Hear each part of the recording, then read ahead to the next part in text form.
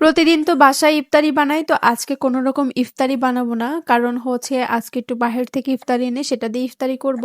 প্রতিদিনই একই রকম জিনিস কিন্তু বানানো লাগে। আসলে আমাদেরও তো একটা ছুটির একটা দিন আছে, তাই না? আমারে তো কেউ বলে না, আজকে কোনো কিছু করা লাগবে না। চলো আজকে তোমাকে বাহিরের সবকিছু এনে দিব। চলো আজকে বাহিরে খেতে যাই। এই কথাটা বলার আসলে মানুষ নেই। তো যাই হোক আমাদের কপাল খারাপ আরকি। তো এখানে হচ্ছে আজকে না একটু বাহিরেও গিয়েছিলাম। তাই ভাবলাম যে বাসায় গিয়ে তো আর ইফতারি বানানোর সময় হবে না। যাওয়ার পথে কিনে নিয়ে যাই। এখানে হচ্ছে ২ টা বেগুন চপ, ২ টা আলুর চপ, পেঁয়াজু আর হচ্ছে বুন্দিয়া আর ছোলা বুট নিয়েছিলাম।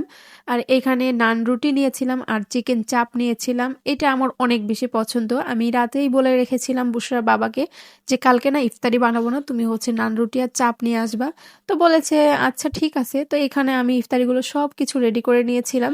তো এই ছিল ছোট্ট একটা ইফতারের ভিডিও আজকের মতো এখানেই। আল্লাহ হাফেজ। সবাই ভালো থাকবেন, সুস্থ থাকবেন। আসসালামু আলাইকুম।